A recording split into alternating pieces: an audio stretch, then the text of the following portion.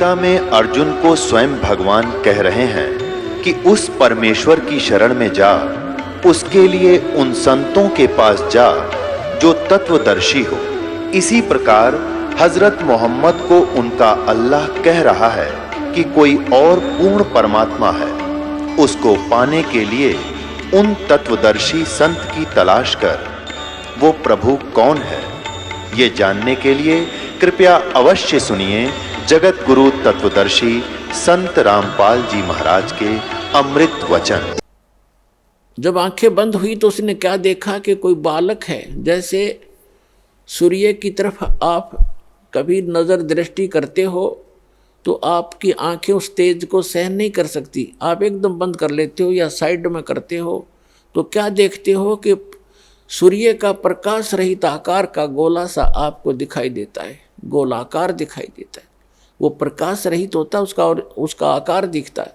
ऐसे ही ज्यों ही उसने उस प्रकाश का गोला जो बहुत दूर देखा था ऊपर से आता हुआ बड़ी स्पीड से, जैसे तारा सा टूटता है, अष्टानंद ऋषि की आंखें बंद हो गई। आंखें बंद होते ही उसने क्या देखा कि एक शिशु रूप दिखाई दिया, प्रकाश रहित आकार शिशु का। दोबारा आंखें खोली तो क्या देखा कि उस जिस सरोवर के ऊपर वो बैठा साधना करने की चेष्टा कर रहा था स्नान करके, उसी के एक कोने में जाकर वो प्रकाश सिमट गया। फिर अंधेरे में उसको कुछ नहीं देखा, क्योंकि सुबह सुबह ब्रह्म मुहूर्त का समय था।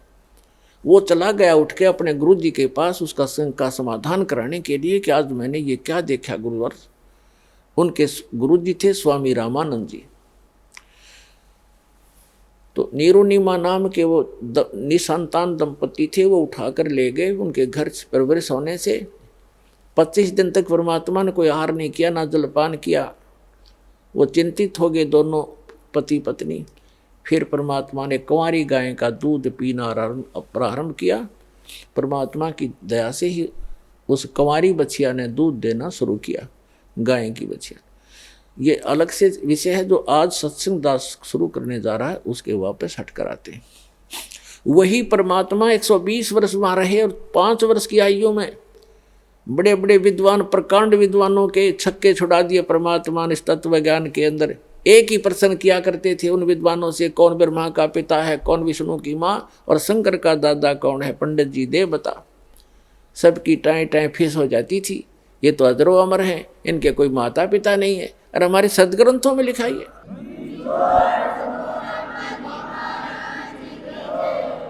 सच्चाई को ना सुनकर और ना ही खुद पहचान पाए और परमात्मा का विरोध कर दिया था। तो वो परमात्मा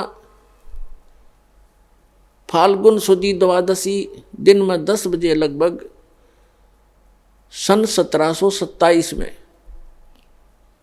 और संवत 1784 में, क्योंकि आदरणीय गरीबदास जी का जन्म संवत 1774 में हुआ था वैशाख के अंदर, और सन 1717 में। और परमात्मा आकर मिले जब वो 10 वर्ष के थे, सन 1727 में। 10 वर्ष के गरीबदास साहिब जी कौन थे, थोड़ी सी जानकारी देते हैं। गरीबदास साहिब जी का मूल गांव है करौथा, जहाँ पर अपना एक छोटा सा आश्रम था जो इन दुष्ट लोगों ने सुहाया नहीं, जिनकी रोजी रोटी बंद हो गई थी झूठों की।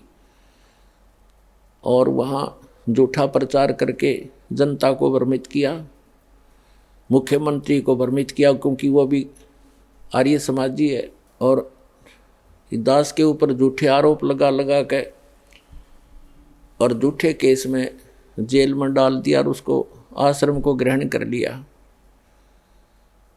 फिर भी परमात्मा कहते हैं कि साच को आंच नहीं होती। पुणात्मा आई कोर्ट ने हमारे हक में फैसला कर दिया सन 2009 में। मुख्यमंत्री आर्य समाजी और आर्य जो हमारा विरोध कर रहे थे, आर्य प्रतिनिधि सभा हरियाणा वाले, वो दोनों मिलकर सुप्रीम कोर्ट पहुंच गए। देख इनकी अकल मारी जा रही। कोई बात हो, अरे हम तो सत्य और असत्य की लड़ाई लड़ रहे हैं। ज्ञान और अज्ञान का झगड़ा, ज्ञान का जवाब ज्ञान से देना चाहिए। अब सुप्रीम कोर्ट में ऐसा मुंह पे थप्पड़ मार दिया परमात्मा ने उनके 8 वकील 6 तो सरकार के, 2 उनके टॉप मोस्ट वकील कर रखे। हमारा ओरिजिनल वकील भी नहीं जा रहा था, उसको कोई काम हो गया अचानक, और परमात्मा के बच्चों को आश्रम दिवा दिया। इससे बड़ा चमत्कार पुण्यात्मा कोई नहीं हो सकता।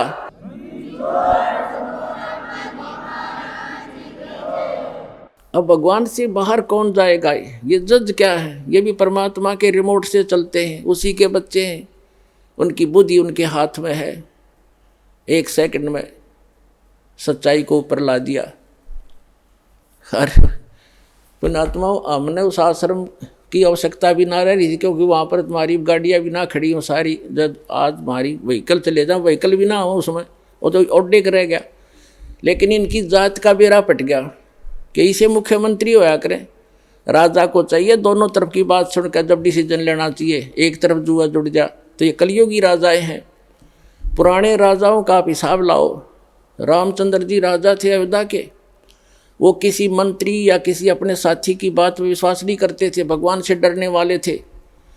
यदि कोई ऐसी जटिल समस्या होती, वो स्वयं वेश बदल कर जाया करते थे और निष्कर्ष निकाल कर निर्णय लिया करते थे।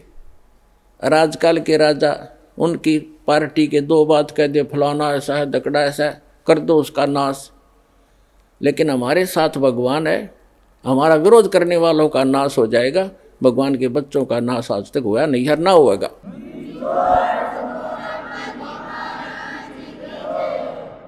और हम ना किसी का बुरा सोचा और ना सोचते।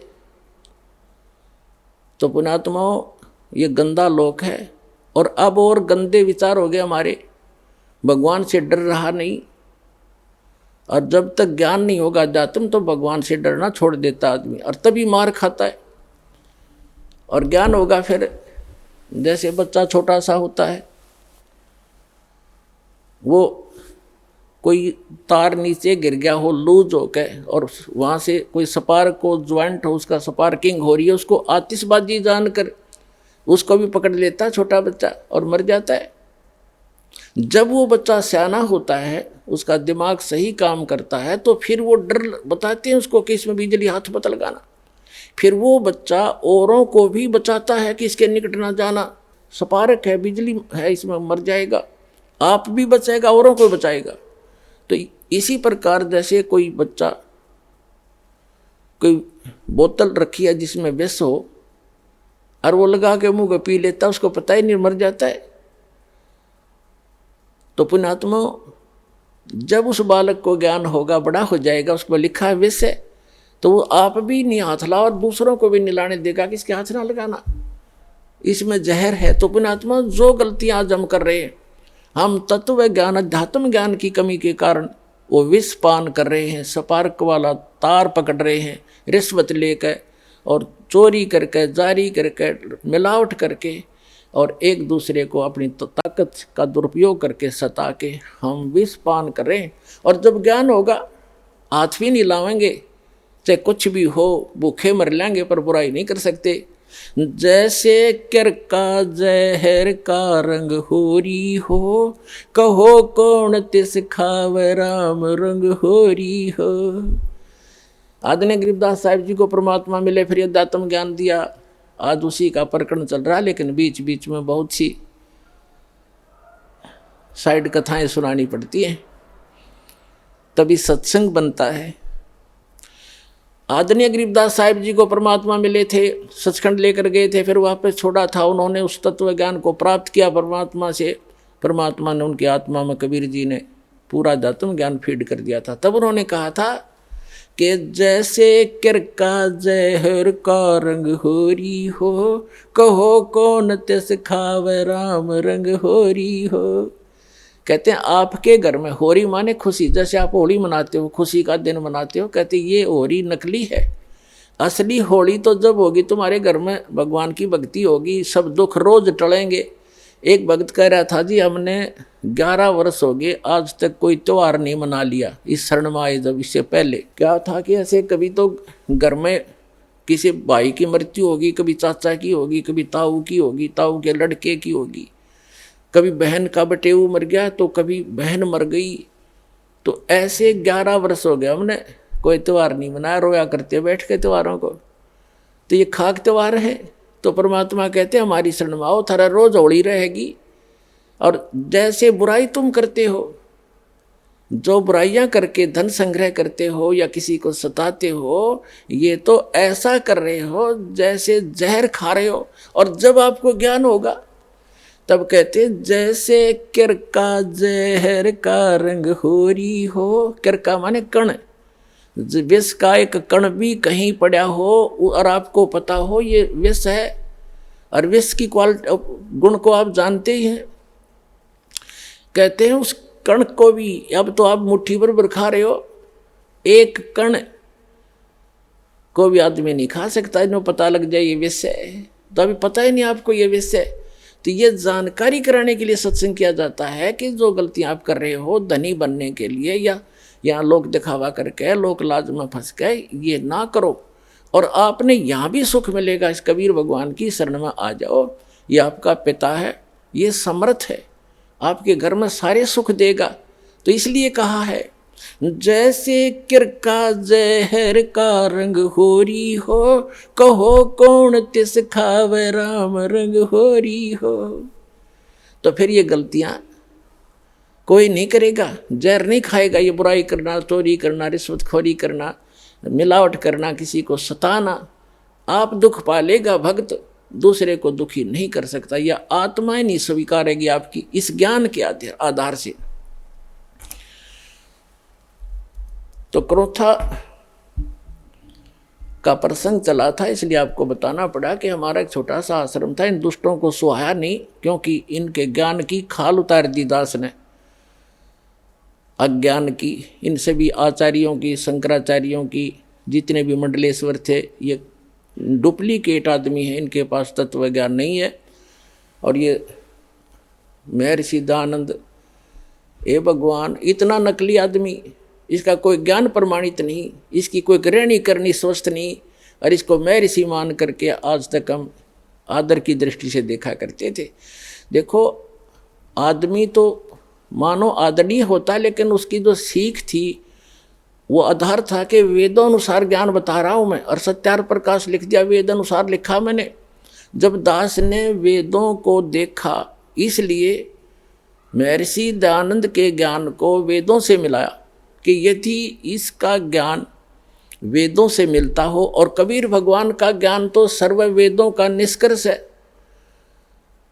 तो कबीर साहब के ज्ञान से तो उसको मिलना कहाँ था, वो तो वेदों से ही मेल नहीं खाया। तो दास ने इतना कहा था, भाई इसको छोड़ दो। उनके हित में कहा था, कोई उनसे हमने उनका कोई संपत्ति प्राप्त नहीं करनी थी, सिर्फ रास्ता दिखाना था कि अभी तक आप गलती पर हो और ये गलत मार्ग है। महर्षि दयानंद को वेद ज्ञान नहीं था। आप वेद को सच्चा मानते हो, वेद में ही देख लो। अब आम जनता जो आर्य समाजी हैं वो कौन है? हमारे भाई हैं, बहन हैं, मामा और बुआ के भाई बहन हैं, बेटियां हैं।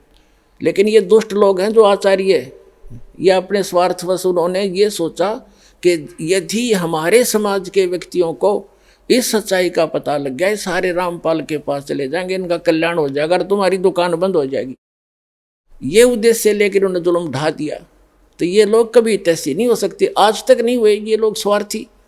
और दास ने परमार्थ में शीश दे रखा है, जेल चाहे जान जाओ, जेल की तो बात क्या है, पर इसको ऊपर लाकर छोड़ दूंगा।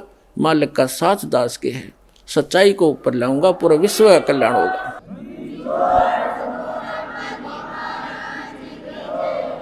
एक भक्त बता रहा था, बोला जी ये सतलोक आश्रम क्रोथा जो हमारा नहीं दे रहे, इनके साथ ऐसे बनेगी।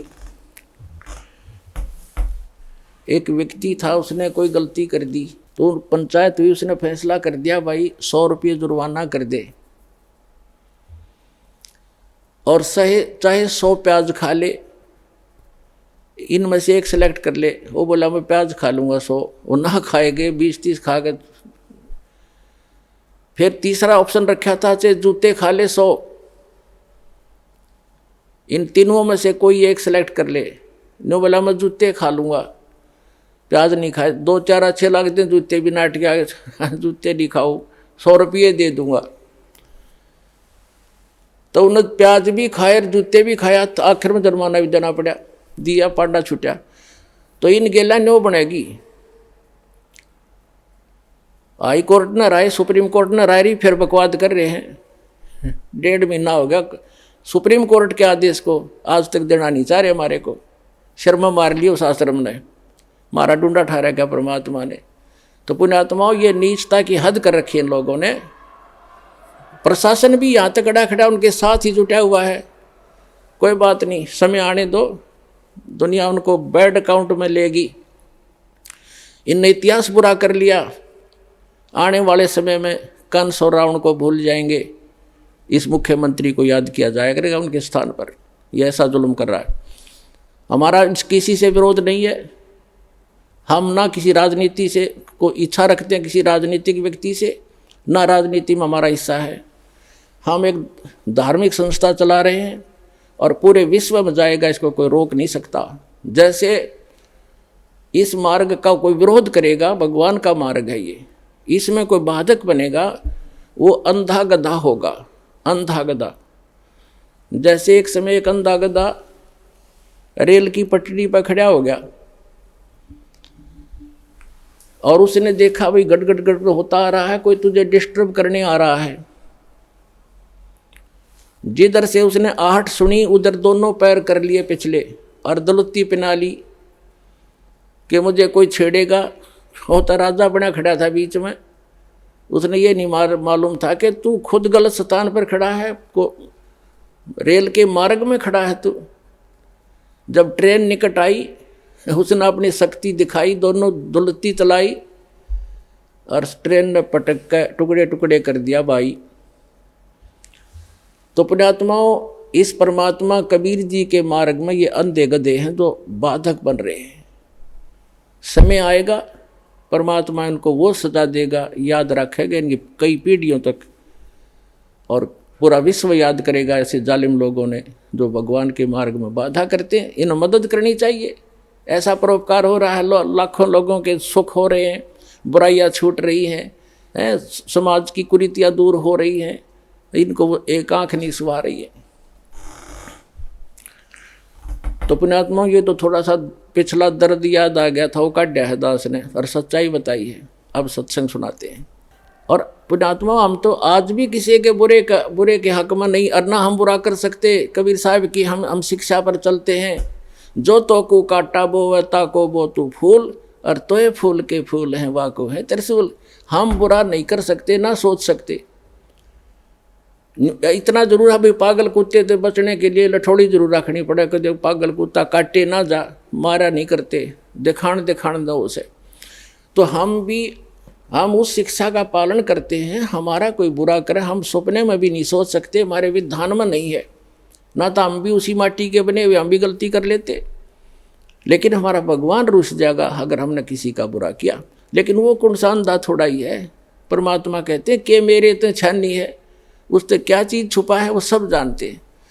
तो हम आज भी यदि वो आकर अक्षमा याचना करनी पड़ेगी एक दिन उनको, और नहीं तो भयंकर पाप के भागी हो जाएंगे। आज भी आकर वो अक्षमा याचना करेंगे और भक्ति करेंगे तो हम सहर्ष उनको आम बच्चों की तरह स्वीकार करेंगे। लेकिन शायद उनके अंदर इतनी बुद्धि नहीं है, अहंकार में खत्म हो चुके हैं वो सभी हमारे भाई हैं। पूरी पृथ्वी के प्राणी हमें एक परमात्मा के बच्चे हैं, हमें तो पता लग चुका है। ठीक है, घर का बालक या कोई पालतू कुत्ता भी पागल हो जाए, उससे बचना पड़ता है, फिर वो अलग बात है। लेकिन पूरे संसार के जितने भी प्राणी हैं, हम एक पिता की संतान हैं और सबके उद्धार के लिए प्रयत्न है। अब जो मानव शरीरधारी प्राणी हैं वो नाम लेंगे, दीक्षा ग्रहण करेंगे, बुराई त्याग देंगे, उनका तो मोक्ष होगा ही होगा। साथ में इस भक्ति, सत भक्ति, परमात्मा के दिए हुए इस अमृतवाणी के प्रचार से, और जो भक्त जाप करते हैं, सिमरण करते हैं, सुबह शाम दोपहर कि भगवान की वाणी उच्चारण करते हैं और हवन यज्ञ करते हैं, धर्म पुण्य करते हैं, इनसे पूरे वातावरण में परिवर्तन आ रहा है। पूरे वातावरण में पशु पक्षियों पर भी असर होगा। जैसे एक बच्चा जा रहा सिमरण करता हुआ भगवान का, बहन बेटी भाई बस में बैठा है, तो उसका असर आसपास के भी होगा। जैसे कोई बीड़ी पीकर छोड़ता है, वो तो सारा कुछ वो इसी में गड़बड़ हो रही है और आसपास को भी नुकसान करता है, वो साथ बैठे वालों को। इसी प्रकार जैसे कोई हलवा बनाता है, हलवा बनाने वाला तो खा रहा है लेकिन आसपास के घरों में भी अच्छी महक जा रही है, उनको भी आनंद आ रहा है। तो इसी प्रकार जो सत भक्ति कर रहे हैं वो हलवा खा रहे हैं और उनके आसपास के मकानों में भी उसकी सुगंध अच्छी जा रही है। हर एक मीट पकावा है, आप भी मरे, दूसरों को भी बुरी बदबू जा उसकी। तो इस प्रकार जो सत भक्ति आप जी कर रहे हो ये पूरे विश्व को लाभ होगा। पशु पक्षियों पर भी इसका असर होगा। जो परमात्मा की वाणी दास सुनाता है और आप उसको कोई सीडी में ले गया है, कोई मोबाइल में चला रहा है, कोई हल के पीछे पीछे भी मालिक की वाणी बोल रहा है, उससे बीज भी अच्छा उत्पन्न होगा। उस अन्न को भी जो खाएगा, ऐसे व्यक्ति के बोए हुए को खाने वाले पर भी उसका असर होगा।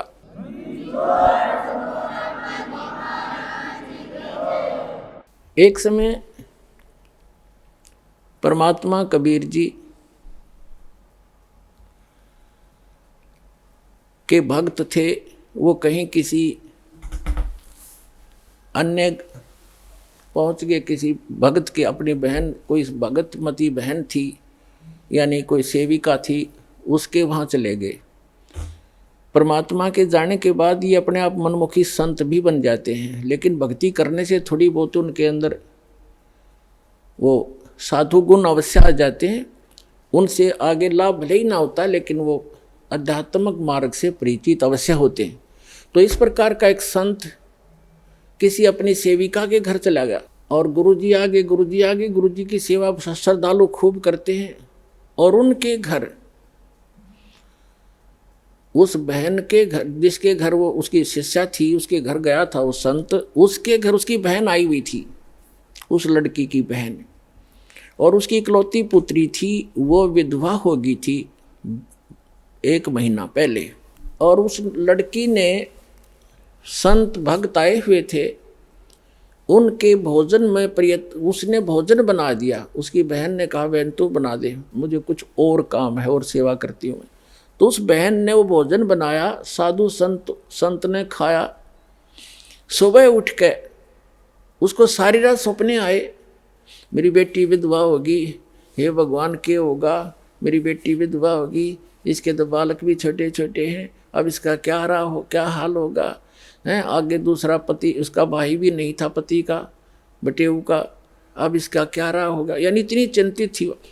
तो सुबह उठ के उस संत ने कहा अपनी शिष्या से, बहन आज ये हमारा भोजन किसने बनाया था, ये कल रात का जो भोजन था ये किसने बनाया था। तो उसने बताया, जी मेरी बहन आई हुई है, उसने बनाया था। अच्छा, क्या उसका कोई आपत्ति है उसके ऊपर, कोई दुख है उसको? कहा महाराज जी घना दुख उसको, तो नाम तो ले नहीं रखा। उसकी एक का बेटी थी और वो विवाह कराया था, 2 बालक छोटे छोटे, उसके पति की मृत्यु होगी, विधवा होगी बेटी, यह बहुत दुखी है। तो पुण्यात्माओं, अब उसके द्वारा बनाए गए वो सोच विचार जो उसके थे उस अन्न में पहुंचे, और उस अन्न को खाने से उस संत भी डिस्टर्ब हो गया। और इसी प्रकार आप इस भक्ति, जैसे बहन बेटियां हैं, अब क्या करती हैं, मोबाइल परमात्मा ने चला दिए और बहुत से सिस्टम ऐसे चल गए हैं। ये इतना सहज मार्ग है पुण्यात्माओं, जैसे आरती करते हो, सुबह का नित्यनेम भी करते हैं, क्योंकि इसमें मानसिक काम नहीं है। जैसे खाना बनाना इस रूटीन है। अब जैसे गाड़ी चलाते हैं, अब उसमें मानसिक काम घना नहीं होता, अभ्यास हो जाता है इनका, अपने हाथों का अपने आप ही। तो उसमें भगवान की भक्ति, जैसे आरती लगा दी, आरती भी करता रहे और काम भी करता रहे। और जैसे तो इसी प्रकार जैसे बहन आरती करती हैं या मंत्र करते करते नाम आरती रोटी बना रहे हैं, मंत्र करने लगे, तो उनका असर उस अन्न में भी होगा और खाने वाले को भी वो अनुकूल करेगा, उसमें उसका लाभ देगा। तो इसी प्रकार ये साधना ऐसी है, इससे बहुत पूरे विश्व का कल्याण हो जाएगा। अब उस प्रसंग पर आते हैं जहाँ हमने शुरू करना था। तो क्रोथा आश्रम जो है, क्रोथा गांव है एक, जिला रोहतक के अंदर, रोहतक झज्जर रोड पे। और वहाँ गरीबदास जी का मूल गांव था, धनखड़ गोत्र उनका। और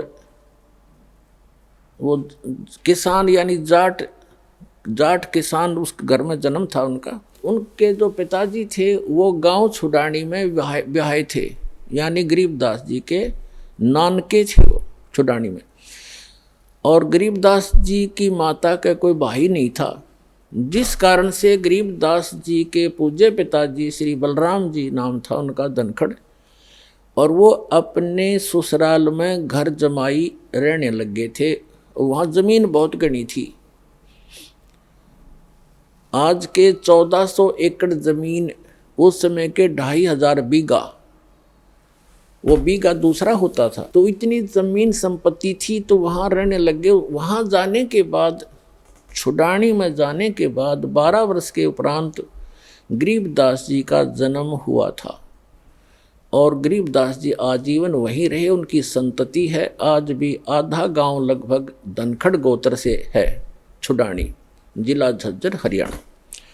तो गरीबदास जी का ज़्यादा आना जाना क्रोथा गांव में ही रहा, क्योंकि भाईचारा वहीं था। तो कहने का भाव दास का ये है कि गरीबदास जी जब 10 वर्ष के हो गए और अपने ही, क्योंकि तब तो उन्हीं की अपना ही सारा कुछ हो चुका था, नाना जी की सारी संपत्ति उन्हीं की थी। लगभग 150 गव्वे रखे हुआ था उसका, नाना जी रखा करते थे, क्योंकि ज़मीन बहुत थी। उसमें चरागाह बना देते, वर्षा हो जाती, कुछ खाने के लिए गेहूँ जौ आदि बीज लेते, चने सरसों हो जाती। बाकी का समय पशुओं के, बाकी समय जो स्थान था, बाकी की ज़मीन को पशुओं के लिए ही वो प्रयोग किया करते थे, पशुपालन करते थे। उसके साथ साथ 2-4 किराए के पाली होते थे गांव के, और कुछ ऐसे व्यक्ति होते थे जो गव्वे रखते थे, लेकिन उनके पास अपनी ज़मीन नहीं होती थी, वो भी उसी में चराया करते थे। ऐसे पहले आपस में बड़ा प्रेम होता था। जो पैसे वाले व्यक्ति गरीबों की बहुत मदद किया करते थे, निस्वार्थ किया करते थे। तो ऐसे 10-12 पाली गवाले इकट्ठे होकर प्रतिदिन गौवें चराने जाया करते थे। अपनात्मा,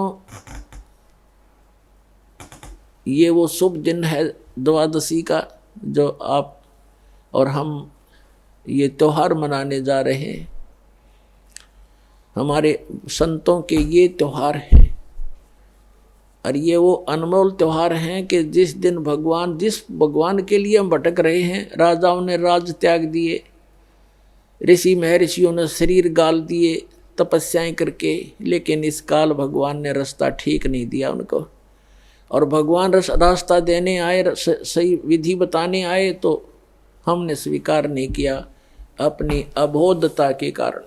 फाल्गुन सुदी यानी फाल्गुन मास की द्वादशी, चांदनी द्वादशी, दिन के 10 बजे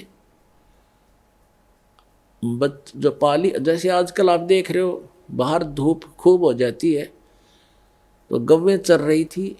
वो सभी 10-12 पाली इकट्ठे हो करके खाना खा रहे थे। सुबह सुबह का वक्त से चले जाते थे लेकर के 6 बजे, 7 बजे, 5 बजे पशुओं को। 10 बजे से वहाँ अपना खाना खा रहे थे, लगभग खाना खाने ही वाले थे। तभी परमात्मा आए सतलोक से, एक महात्मा, जिंदा महात्मा का रूप बना के, और थोड़ी सी दूरी पर, 500 फुट की दूरी पर आसमान से आकर वहाँ पृथ्वी पर अवतरित हुए।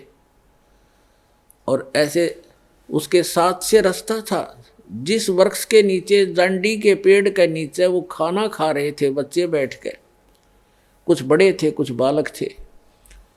उसके साथ से रास्ता जाता था दूसरे गांव को, कबलाना गांव से, छुडानी से कबलाना गांव सीमा लगती है। उस सीमा के ऊपर ही छुडानी के खेतों में परमात्मा वहाँ आकर अवतरित हुए। और उस रास्ते पर ऐसे जैसे राहगीर, एक यात्री चलता है पैदल, ऐसे चलते आ रहे थे। उन पालियों ने देखा कि महाराज जी आ गए, महात्मा जी, और प्रणाम किया सभी ने, राम राम कहा, परमात्मा ने भी राम राम का उत्तर दिया। तो जितने भी वहाँ पाली ग्वाले थे उन्होंने कहा महाराज जी भोजन पाओ, आ जाओ भोजन खा लो। परमात्मा ने कहा भी भोजन तो मैं अपने गांव से खा कर आया हूँ। बच्चों ने सोचा कोई डेरा होगा कि कहाँ से आए हो महात्मा जी। उन्होंने कहा कि मैं सतलोक से चलकर आया हूँ भाई, मेरा गांव है सतलोक। बच्चों ने सोचा होगा कोई सतलोक गांव भी होगा भाई कितना। फिर महाराज जी भोजन खा लो, भोजन नहीं खाओगे ना तो दूध तो पीना पड़ेगा अपना, क्योंकि हम अतिथि को ऐसे बगैर खाए पिए जाने नहीं देते।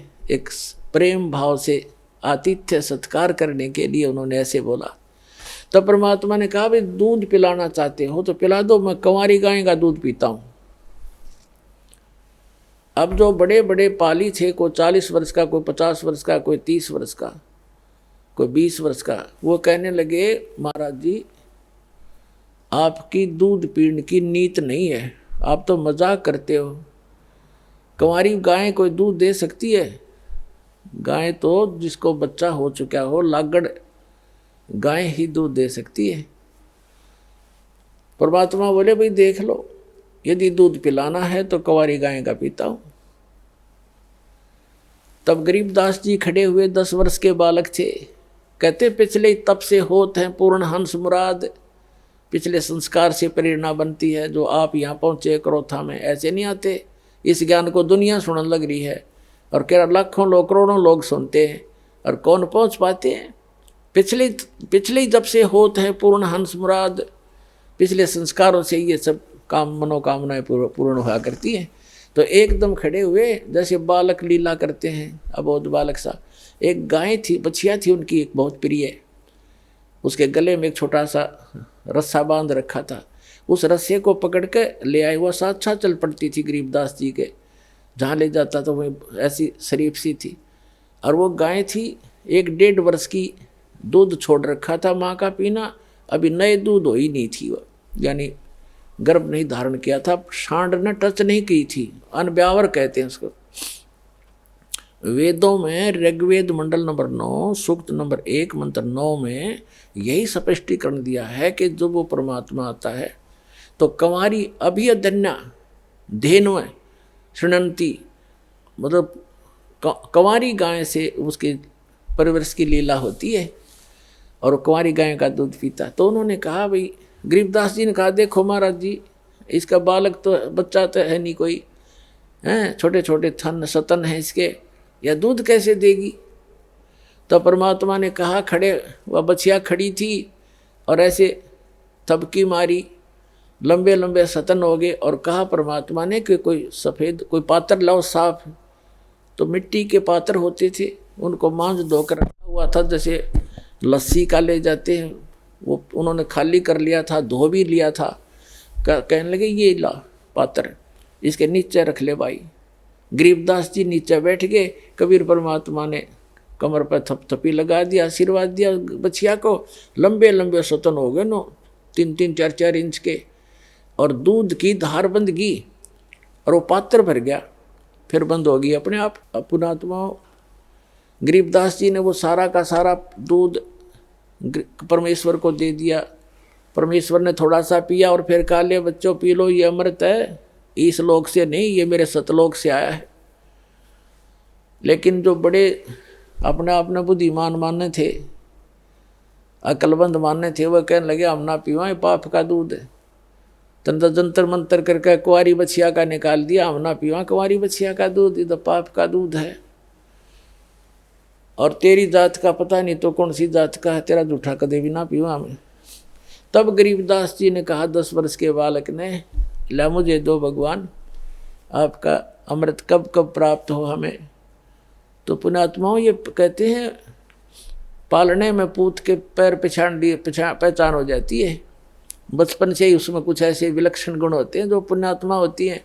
ऐसी पुण्यात्माओं को परमात्मा आकर मिलते, उसका विधान है ऋग्वेद मंडल नंबर 9 सूक्त नंबर 86 मंत्र 26 और 27 में, ऋग्वेद मंडल नंबर 9 सूक्त मंत्र 82 मंत्र 1, 2, 3 में, ऋग्वेद मंडल नंबर 9 सूक्त 20 के मंत्र 1 में, ऋग्वेद मंडल नंबर 9 सूक्त 54 के मंत्र 3 में, ऋग्वेद मंडल नंबर 9 सूक्त 94 के मंत्र 1 में, ऋग्वेद मंडल नंबर 9 सूक्त 95 के मंत्र 2 में, ऋग्वेद मंडल नंबर 9 सूक्त 1 मंत्र 9 में, ऋग्वेद मंडल नंबर 9 सूक्त 96 के मंत्र 16 से लेकर 20 में यही प्रमाणित किया है कि वो परमात्मा ऊपर के लोक में रहता है, सह शरीर है, नर आकार है, सिंहासन की तरह राजा की तरह सिंहासन पर विराजमान है, वहाँ से गति करके आता है, सह शरीर आता है, अच्छी आत्माओं को मिलता है, उनको उपदेश देता है, ज्ञान देता है, सत्य भक्ति बताता है, और यहाँ कवियों की तरह आचरण करता हुआ घूमता है, वाणी के द्वारा अपना महिमा गाता है, लोकोक्तियों के माध्यम से, दोहों के माध्यम से, जिस कारण से एक प्रसिद्ध कवियों में से भी एक प्रसिद्ध कवि का की उपमा उपाधि भी प्राप्त करता है, लेकिन वो होता है भगवान। ये निष्कर्ष है चारों वेदों का। तो पुण्यात्माओं, उसी विधान अनुसार वो परमात्मा वहाँ आए, गरीबदास जी से फिर ज्ञान सुनाने लगे। वो उन अच्छी आत्माओं में से एक थे, वो महापुरुष आदरणीय गरीबदास साहिब जी, जो छुड़ानी के बालू में जन्मे थे, और वहाँ आकर के परमात्मा ने उनको सतज्ञान दे दिया।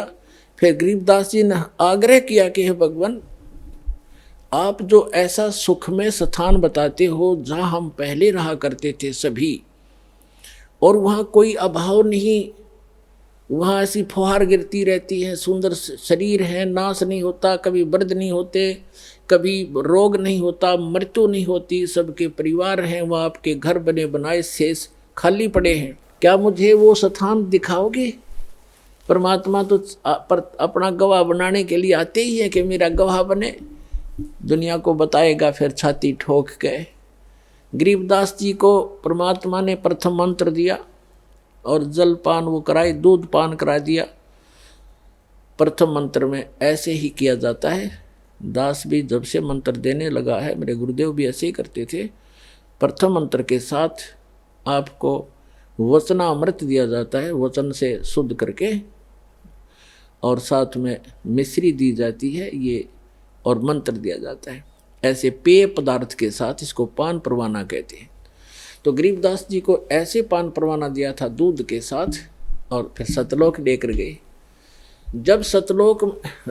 जब गरीबदास साहिब जी जा रहे थे, धर्मराज का लोक दिखाया, ब्रह्मा विष्णु महेश का लोक दिखाया, और एक कॉमन स्वर्ग था वो दिखाया, ब्रह्मलोक दिखाया। ब्रह्मलोक के अंदर परमात्मा ने दिखाया कि एक नकली सतलोक, नकली अलखलोक, नकली अगमलोक और अगम अनामी लोक, इस काल ने झूठी रचना करवा रखी है जीव को भ्रमित करने के लिए। और फिर धर्मराज के दरबार में लेकर गए, फिर ऊपर गए, सारा कुछ दिखा करके सतलोक में जब पहुंचे परमात्मा, 12वां द्वार पार करके, 12वां द्वार पार करके सतलोक में पहुंचा जाता है। अभी तक ये कोई 10वां द्वार तक सीमित थे, और एक जम्मू के अंदर रांजड़ी का एक मधु परमहंस का भाव है, वो तो छाती कुट्या करता के 11वां द्वार पा गया, 11वां द्वार पा गया, आज तो किसी ने नहीं बताया। अरे भले आदमी कबीर साहब की वाणी में पढ़ लिया तो घर से लाया था, और वो भी इनकम्प्लीट नॉलेज। जबकि 12वां द्वार पार करके परमात्मा प्राप्ति होगी, अर्धी की गांठ से पंसारी नहीं बन जाता। तो 12वां द्वार पार करके परमात्मा सतलोक लेकर गए, 7 संग ब्रह्मांड उसके अक्षर पुरुष के पार किए, और जब सतलोक में प्रवेश किया, क्या देखा? सिंहासन के ऊपर परमात्मा विराजमान है, उनका इतना सुंदर शरीर है, सफ़ेद शरीर है मालिक का, बहुत सुंदर, और एक रोम में, रोमकूप समझो, रोम कहो, एक रोमकूप की इतनी शोभा है जैसे करोड़ सूर्य मिला दे, करोड़ चंद्रमा, इतना नूर है उस परम पिता के बॉडी का, इतना सुंदर शरीर है, चमक इतनी निकल रही है उसके अंदर से। सिंहासन पर विराजमान, सिर पर मुकुट है, सुंदर मुकुट जैसे राजा पहनते, और ऊपर एक सफेद छत्र है, एक बहुत बड़ा गुम्बद बना हुआ है, बहुत बड़ा सुंदर गोल गोलाकार का गुम्बद जिसको स्तूप भी बोलते हैं। जब परमात्मा नीचे से गए, वो जिंदा महात्मा के रूप में थे, और वहाँ एक चंवर रखा था। जिंदा महात्मा के रूप में जो परमात्मा दूसरे रूप में गए थे नीचे पृथ्वी से, गरीबदास जी को साथ लेकर के, उसकी आत्मा को, शरीर नीचे रह गया था गरीबदास जी का, आत्मा को ले गए थे सूक्ष्म शरीर, फिर ऊपर कारण शरीर सब छोड़ करके वहाँ ओरिजिनल शरीर होता है जो आत्मा का, स्वयं का 16 सूर्य का प्रकाश हो जाता पूरी बॉडी का, है नर आकार, मनुष्य दृश्य ही है वहाँ पर सतलोक में। सभी जितने भी वहाँ मनुष्य हैं, स्त्री पुरुष हैं, इसी तरह संसार है और सबका नूरी शरीर है और उनका अपनी बॉडी का प्रत्येक का तो 16 सूर्य जितना प्रकाश है और परमात्मा के एक रोमकूप का करोड़ सूर्य में राजे करोड़ चंद्रमा इतना शरीर है, ऐसा प्रकाश है। लेकिन है दोनों ही एक जैसे आकार के, मनुष्य आकार है सबका, भगवान भी नर आकार में है, मानव आकार में, और सभी वहाँ के प्राणी भी मनुष्य जितने, स्त्री पुरुष बहन भाई सब मनुष्य जैसे ही है। और ऐसी सृष्टि है, वहाँ वृद्धावस्था नहीं होती, वहाँ मृत्यु नहीं होती, ये बॉडी जो नाड़ी तंत्र से नहीं होता वहाँ पर, वो सुंदर शरीर होता है, एक तत्व से बना हुआ होता है। उसका वर्णन यहाँ करना और समझाना भी आपके लिए, दास के लिए दुर्लभ है, क्योंकि आप उस अतिथि को पकड़ नहीं पाओगे, वो तो वहाँ जाए पता लगेगा आपको। आकार ऐसा ही है, वहाँ वृद्धावस्था नहीं होती, सदा युवा रहते हैं। एक सतिथि में जा कर के युवा जब हो जाते हैं वो एक, बस उसके बाद उसकी आयु घटती बढ़ती नहीं। तो इस प्रकार वहाँ की स्थिति है। गरीबदास जी ने वहाँ का नज़ारा देखा, ओए होए, और फिर क्या किया कि कबीर साहब जो जिंदा महात्मा के रूप में गए थे, वो चंवर उठाकर अपने दूसरे रूप जो सिंहासन पर विराजमान थे उस पर चंवर करने लगे। जैसे एक सेवक अपने गुरुदेव पर करते हैं या नौकर अपने राजा पर करते हैं, राजा के सेवक श्रद्धा से मक्खी हटाने के लिए, जीव जंतु ना मर जाए उद्देश्य तो उनका ये होता है। लेकिन वहाँ एक शौक के लिए, शान और आदर सत्कार के लिए करते हैं। वहाँ मच्छर माखी का कोई लेन देन नहीं है, कोई व्यवहार नहीं है। तो गरीबदास जी ने सोचा कि ये जो नीचे से बाबा जी आया है, ये तो नौकर है इस भगवान का, इसका सेवक है, चेला चला होगा इसका, और भगवान तो ये बैठा है, नो देखे बार बार उसके चेहरे का। गरीबदास जी कहते हैं कि सवेत छतर सिर मुकुट विराजे, और देखत ना उस चेहरे नो। भगवान के सिर पर सफ़ेद मुकुट है, ऊपर सफ़ेद छत्र है और सुंदर मुकुट है। कहते उस चेहरे ने देखते नहीं, वो साकार है, हमरे ही उनिहार है, हमारा सृजनहार। उनिहार माने हमारी शकल का, हमारे जैसा है हमारा भगवान, हमारा सृजनहार। तो गरीबदास जी असमंजस में पड़ गए, भी ये क्या चक्कर है। उन्होंने देखा ये है भगवान तय। इतने में क्या हुआ कि वो खड़ा हो गए, जो सिंहासन पर विराजमान थे तेजो में शरीर युक्त परमात्मा सतपुरुष, वो खड़े हुए, और जो बाबा जी रूप में साधु जिंदा महात्मा के रूप में नीचे से गए थे, वो उस सिंहासन पर विराजमान हुए। और वो तेजो में नूर शरीर वाला जो भगवान दिखाई दे था, वो चमर उठाकर उस जिंदा महात्मा वाले बॉडी पर, शरीर पर, सिंहासन पर विराजमान पर चमर करने लगे एक सेवक की तरह। अब गरीबदास जी कभी बाबा जी की तरफ देखे, कभी भगवान की तरफ देख रहे थे। अब सोच रहे थे मन में कि बाबा जी था छांडी भाई, भगवान इसके ऊपर चौवर करे, ये क्या चक्कर है। इतने में क्या हुआ कि वो तेजो में शरीर और जिंदा वाले शरीर में समा गया। अकेले वो कबीर भगवान जो नीचे से एक जिंदा महात्मा के रूप में गए थे, अनंत कोट ब्रह्मांड के सिंहासन पर विराजमान है और चंवर अपने आप हो रहा है। और परमात्मा का, जिंदा महात्मा का रूप फिर उतना ही नूरी बन गया, इतना तेज बन गया, और सकल न्यों की न्यों। तब परमात्मा ने कहा था कि गरीबदास,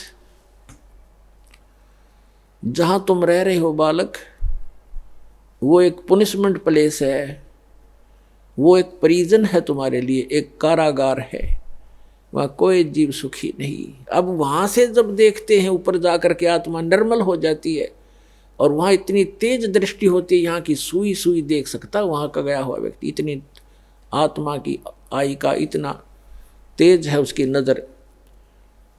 तब गरीबदास जी नीचे देख रहा है, ओए होए, ऐसे दिख रहे जैसे कीड़े मकोड़े तंग पा रहे हो, प्रत्येक की बॉडी के अंदर का सामान भी दिखाई देता है वहां से, इसके अंदर क्या है। इसमें ब्लड की नदियां बह रही हैं, नाड़ियां, इनके अंदर ब्लड बह रहा, वो भी उसके अंदर भी करोड़ों जीव घूम रहे हैं, हाँ मचल मचा रहे हैं, इधर घूम रहे हैं, टट्टी पेशाब हार्ड मांस ये दिखाई देता। अब तो हमारी आँखों पर चर्बी डाल रखी है हमने, ये सब कुछ दिखाई देता है। इससे की पॉलिश पे, पाउडर पे, दिन रात लिपस्टिक लाण पे, डंगे पर डंगा लाण पे हम अपना जीवन नाश कर देते हैं और 1 सेकंड में मृत्यु हो जाती है। इसमें कीड़े पड़ जाते हैं, जख्म हो जाता है।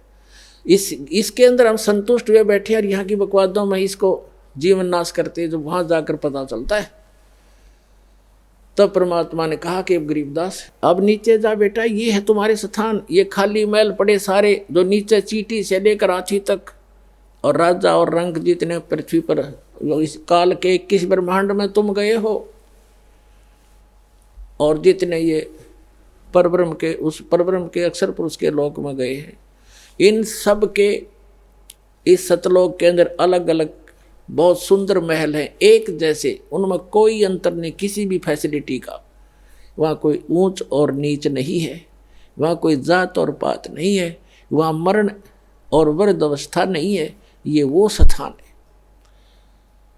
पुणात्माओं, गीता अध्याय नंबर 7 के श्लोक नंबर 29 में कहा कि अर्जुन मेरे इस ज्ञान का जो आश्रय कर लेगा, चौथे अध्याय के 32 और 34 में श्लोक में कहा है कि भगवान वो परमात्मा स्वयं आकर के अपने मुख कमल से तत्व ज्ञान प्रचार करता है। उसके अंदर यज्ञों की जानकारी, धार्मिक अनुष्ठानों की जानकारी विस्तार पर पूर्वक कही गई है, वो तत्व ज्ञान है। उस तत्व ज्ञान को तत्वदर्शी संतों के पास जाकर समझ, यानी गीता ज्ञान दाता भी उस तत्व ज्ञान से अपरिचित है। वो गॉड गिवन ज्ञान है, वो तत्व ज्ञान है, भगवान आकर स्वयं देता, अपने मुख कमल से बोलता, सच्चिदानंद घन ब्रह्म, वो परम अक्षर ब्रह्म। तो 7वें अध्याय के 29वें श्लोक में कहते हैं, गीता ज्ञान दाता कह रहा है कि मेरे इस ज्ञान का जो आश्रय कर लेता है, तत्वदर्शी संत की खोज कर लेता है, और वो व्यक्ति जरा और मरण से छूटने का प्रयत्न करते हैं। कौन करते हैं? जो संपूर्ण अध्यात्म से परिचित और सभी कर्मों से परिचित, वो व्यक्ति जरा यानी बुढ़ापा और मरण माने मृत्यु से मोक्ष के लिए, सदा के लिए, छुटकारे के लिए प्रयत्न करते हैं, जो उस तत्व ब्रह्म से परिचित हो चुके हैं, सारे धात्म ज्ञान से परिचित हो चुके और सब कर्मों से परिचित हैं। जैसे आज के सत्संग में एक विशेष ये भी दास बता रहा है कि ऐसे कर्म नहीं करने चाहिए जिनसे हमें वो भोगने को दुबर हो, भारी हो। उनसे बचने के लिए ज्ञान है, इस ज्ञान से फिर अपने आप हाथ सिकुड़ जाएगा आपका। तो ये कंप्लीट स्पिरिचुअल नॉलेज है, धात्म ज्ञान है, और ये कर्म बताए जाते हैं कि इनसे जो परिचित हो जाता है वो केवल जरा और मरण से छूटने का ही प्रयत्न करता है। तो फिर अर्जुन ने पूछा कि किम तत्परम, 8वें अध्याय के प्रथम मंत्र में, तीसरे मंत्र में उत्तर दिया 8वें अध्याय के गीता में कि वो परम अक्षर ब्रह्म है। तो पुण्यात्माओं, वो स्थान है सतलोक जहाँ जरा और मरण नहीं है। गीता ज्ञान दाता अपने विषय में कहता है कि अर्जुन, चौथे अध्याय के 5 और 9 श्लोक में कि अर्जुन तेरे और मेरे बहुत जन्म हो चुके, तू नहीं जानता, मैं जानता हूँ। अध्याय नंबर 10 के श्लोक नंबर 2 में गीता में, अध्याय नंबर 2 के श्लोक 12 में गीता ज्ञान दाता कहता है अर्जुन, जन्म मृत्यु तेरी भी और मेरी भी सदा बनी रहेगी यदि मेरी शरण में रहना है। 8वें अध्याय के 13वें श्लोक में कहा कि मेरा तो ओम नाम है मुझ ब्रह्म का, और इसको भक्ति करता हुआ अंतिम सांस तक जाएगा तो मुझे प्राप्त होगा, यह गति प्राप्त होगी जो ओम से मिलने वाली है। उस ओम से, ओम के जाप से ब्रह्मलोक प्राप्ति है। 8वें अध्याय के 16वें श्लोक में बताया है कि ब्रह्मलोक में गए हुए प्राणी भी पुनरावृत्ति में उनका भी जन्म मृत्यु होता है। अपनी तो स्थिति क्लियर कर दी, मेरा एक ओम नाम है और इसको जाप करने वाले का जन्म मृत्यु भी रहेगी। 8वें अध्याय के 5 और 7 में कहा कि अर्जुन, मेरी शरण में रहना है तो युद्ध करना पड़ेगा, और मेरी शरण में मेरी भक्ति कर मुझे ही प्राप्त होगा, ये गारंटीड बात है। लेकिन शांति नहीं हो सकती, युद्ध करना पड़ेगा। युद्ध करने वाले को शांति कहा, फिर 18वें अध्याय के 62वें श्लोक में कहा कि तू सर्वभाव से उस परमेश्वर की शरण में जा, जिसकी कृपा से तू परम शांति को और सनातन परम धाम को, शाश्वत स्थान को प्राप्त होगा। उसके लिए ऑप्शन छोड़ ही दिया कि तत्वदर्शी संतों की खोज कर, वो आपको बताएंगे। गीता ज्ञानदाता उस तत्व ज्ञान से अपरिचित है, अन्यथा एक अध्याय और लिखवा देता अगर उसमें उसको ज्ञान होता। 15वें अध्याय के 1 से 4 का सारांश है कि तत्वदर्शी संत की पहचान भी बताई है कि जो उल्टे लटके हुए संसार रूपी वृक्ष के सभी छंद बता देगा, सभी विभाग बता देगा, जड़ से लेकर पत्तों तक सवेदवित, वह वेद के तात्पर्य को जानने वाला तत्वदर्शी संत है। आइए अब हम उन श्रद्धालुओं के अनुभव जानते हैं जो जगत गुरु तत्वदर्शी संत रामपाल जी महाराज जी से दीक्षा प्राप्त कर चुके हैं तथा उनके द्वारा बताए गए भक्ति मार्ग पर चल रहे हैं। नमस्कार सर। सर क्या नाम है आपका? ओम प्रकाश दास जी। सर संत रामपाल जी महाराज से नाम दीक्षा आपने कब ली? 19 मई 2013 को। संत रामपाल जी महाराज से नाम दीक्षा लेने से पहले आप क्या भक्ति साधनाएं करते थे? 2008 से 10 तक कुमार स्वामी जी से जुड़े रहे जी। वो यही मंत्र, बीज मंत्र देते थे जी। तो फिर आप संत रामपाल जी महाराज की शरण में कैसे आए? हम जो है जी कुमार स्वामी जी के पास कुछ अपने आप को ठगा सा मालूम कर रहे थे। उनको वो जो है कोई भक्तों का कोई उनको ख्याल नहीं, कोई उनको भक्ति मार्ग का कुछ नहीं, वो सिर्फ वहाँ एक अपनी बिजनेस तौर के एक साधना देते थे। इसलिए हमारे को जो है परमात्मा की इच्छा थी, हम ये सोचते थे भी हमने उनकी 2 साल साधना करके बिल्कुल त्याग दी थी। हम इस उसमें बैठ गए थे भी जब कोई हमारे को ऐसा संत मिलेगा जिसको बिल्कुल किसी चीज़ का लोभ नहीं होगा, लोभ, हम तब गुरु बनाएंगे, नहीं तो हम अन्यथा गुरु नहीं बनाएंगे। हम पटियाला गए हुए थे, वहाँ शहर में संत रामपाल जी महाराज की गाड़ी ज्ञान गंगा पुस्तक 10-10 रुपये में ऐसे हिला के दे रही थी। तो हम गाड़ी के नज़दीक गए, हमने सोचा भी इतनी बुक 10 रुपये में तो इतने कागज़ नहीं आते, जो ये 10 रुपये में बुक मिल रही है तो इसमें कुछ तो होगा ही। तो हम वो ज्ञान गंगा बुक लेके आए पंजाबी में। तो हमने घर आके देखी, हमने कभी इतनी खबर भी हमारी नज़र की वजह से नहीं पड़ी जाती थी। तो हमने वो ले आके रख दी। हमारे को जो है जी उस पर इतना वो नहीं लगा भी हम पढ़ सकें उसको ही। ऐसे ही वो पड़ी रही। वो बुक हमारे घर पे पड़ी होने के रहते ही हमारे को इतने यानी चमत्कार उससे होने लगे। हमारी बेटी थी, हमने उसकी शादी करनी थी, हमारे में कोई इतनी सामर्थ्य नहीं था कि हम उसकी शादी कर सकें। तो बुक ने वो ऐसा हमारे को चमत्कार दिखाया, हमने बुक के तरफ फिर भी कभी ध्यान नहीं दिया। हमारी बेटी की शादी भी हुई, जैसे एक परमात्मा का संदेश घर में आ गया। हमारे को बाद में इस चीज़ का एहसास हुआ। ऐसे ही हमारे पड़ोस में एक भगत जी हैं, राकेश भगत जी, उन्होंने चैनल पे देखा भी ऐसे रामपाल जी महाराज जी ऐसा ज्ञान देते हैं, हमारे को बहुत अच्छा लगा भी हम उनकी शरण में जाएंगे। तो उन्होंने कहा भी हम एक बुक ले आए हैं आपको दिखाएंगे। तो उन्होंने हमारे को ज्ञान गंगा के बारे में बताया। हमारे अंदर से फिर एक तरंग उठी भी हाँ भगत जी हमारे को बुक दिखाओ। तो उन्होंने बोला भी हमने किसी को पढ़ने के लिए दे रखी है, वो आएगी तो हम आपको देंगे। हम उनको 2 दिन बाद फिर बोलने लगे भी आप वो बुक हमारे को दिखाओ। तकरीबन उन्होंने 1 हफ्ता के बाद जो है बुक हमारे को ला के दी। तो बुक जैसे हमारे को ला के दी, हमारे दांत के अंदर ना बहुत ज़्यादा तकलीफ होती थी, जो नॉर्मल पानी भी ऐसे लगता था जैसे जहर ले लियो। ऐसे बुक उन्होंने हमारे हाथ पे रखी, जो उसी समय हमारे दांत का दर्द जो है समाप्त हो गया। तो हमारे को एहसास हुआ भी इस बुक में कुछ तो है। ऐसे ही तो फिर वो हम बुक जो है जी शाम के समय ना एकांत जगह पे जाके, कभी हमने 1 पेज भी नहीं हमारे से पढ़ा जाता था। वो बुक के हमने 15-15 पेज डेली पढ़े जी। 190 पेज पढ़ने के बाद हमने अपने घर भक्तमती को बोला कि हम तो नाम लेके आएंगे। तो राकेश भगत जी बोलने लगे भी आप हमारे साथ चलना, 8 दिन के बाद हमने जाना है, तो अब हम आपको नाम दिला के लेंगे। हमने ऐसे ही मन में सोचा भी 8 दिन के बाद ये भगत जी जाएंगे, इतने में तो हमारी भक्ति खराब होगी, हम तो अपने आप चल दिए, हमारे को तो बरवाला का पता भी नहीं था। ऐसे ही हम पहुँच के जी, अब हम बस का नहीं हमारे को पता ही, हमारे को ये नहीं पता भी कहाँ जाना है कहाँ नहीं, घर से चल दिए। बस स्टैंड पहुँचे ही, बस ली, निर्वाणा की बस मिली। फिर मन में शंकाई भी बरवाला पता नहीं कहाँ होगा, कितने पैसे लगेंगे। निर्वाणा पहुँच के जो है जी हमारे को बस किसी ने बताया भी हिसार वाली बस ले लो। फिर भी मन में ऐसा हो रहा था पता नहीं बरवाला कहाँ होगा, कितने पैसे लगेंगे। परमात्मा संत रामपाल जी महाराज की ऐसी कृपा हुई कि वो बस जो है आश्रम के बिल्कुल आगे खड़ी होगी। तो हमने देखा ही सतलोक आश्रम, हमने भी छलांग मार के वो बस से नीचे, ऐसे हम आश्रम में पहुंचे। अंदर की व्यवस्था देखी तो बहुत मन प्रसन्न हुआ। हमें ऐसा लगा जो हम मन में सोचते थे कोई संत जो हमें ऐसा मिलेगा, सिंपल वेश होगा, किसी चीज़ का लालच नहीं होगा, हमें वो जाते ही हमने वैसा ही पाया।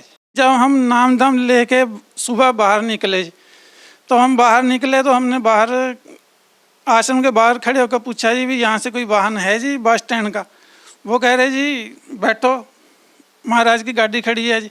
मैंने कभी लेते होंगे, पैसे लेते होंगे। मैं बैठ गया ही, उन्होंने मेरे को बस स्टैंड उतारा ही, कोई पैसा नहीं मेरे से लिया ही। मेरा मन यानी बहुत परेशान हुआ भी ऐसी व्यवस्था देख के। फिर बस स्टैंड पे तो मैं भाई साहब वहाँ खड़ा रहा, 1-1.5 घंटा खड़ा रहा, मेरे को कोई पटियाला की बस नहीं मिली। तो मैं खड़ा खड़ा वहाँ ये सोच रहा हूँ कि ये कैसा शहर है कि मेरे को तो यहाँ बस भी नहीं है पटियाले की। ऐसा मेरे मन में चला ही था ही। सामने से एक बहुत बड़ी गाड़ी आके मेरे आगे खड़ी, वो मेरे आगे गाड़ी आके खड़ी, मेरे को बोलते हैं ये चंडीगढ़ जाओगे? मैंने उनको बोला भी अम्बाला ले जाओ, के अंदर बैठू।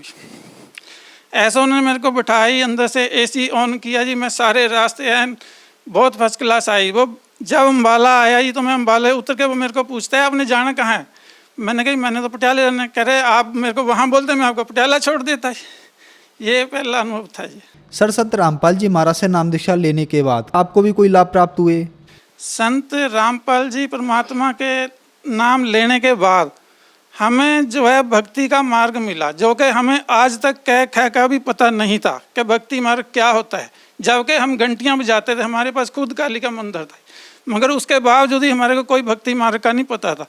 जब परमात्मा रामपाल जी महाराज की शरण में हम आए, उस दिन से हमको पता चला कि भक्ति मार्ग क्या है, वो नाम क्या है जिसको हमने जप के उस पार जाना है जी, परमात्मा से मिलना है।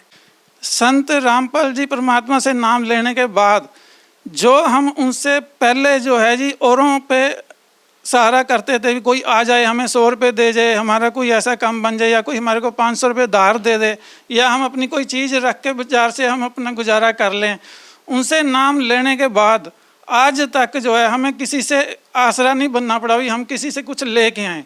हम नहीं जानते वो कैसे काम हमारे हो जाते हैं, हम सिर्फ परमात्मा को याद करते हैं, परमात्मा आप ही कर्म करा रहे हैं। हम ये नहीं सोचते हमारा कोई 10,000 का काम है, वो नहीं पता कैसे हो जाता है।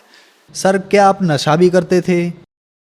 हम नशा तो देखो पहले जी कभी कभार जब हम बहुत पहले की बातें कर लेते थे, मगर हमें आज पता चलता है कि बंदी छोड़ हमारे परिवार में सिर्फ मैं ही एक इकल्ला सदस्य हूँ जो हमारे साथ बचपन से ही हैं। हमारे परिवार के अंदर बहुत कुरीतियाँ थी जो इस दास के साथ नहीं लगी।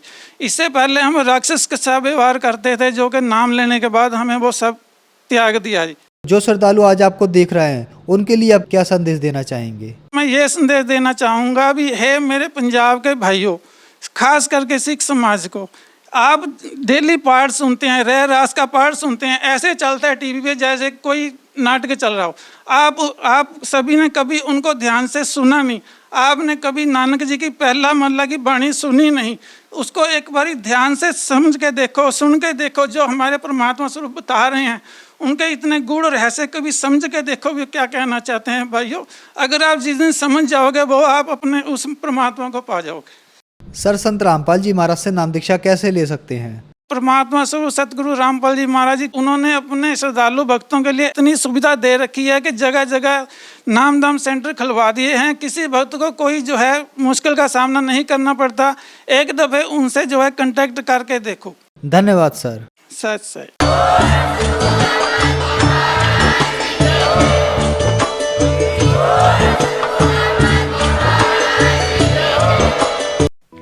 आप सुन रहे थे जगत गुरु तत्वदर्शी संत रामपाल जी महाराज के मंगल प्रवचन। अधिक जानकारी के लिए संपर्क करें।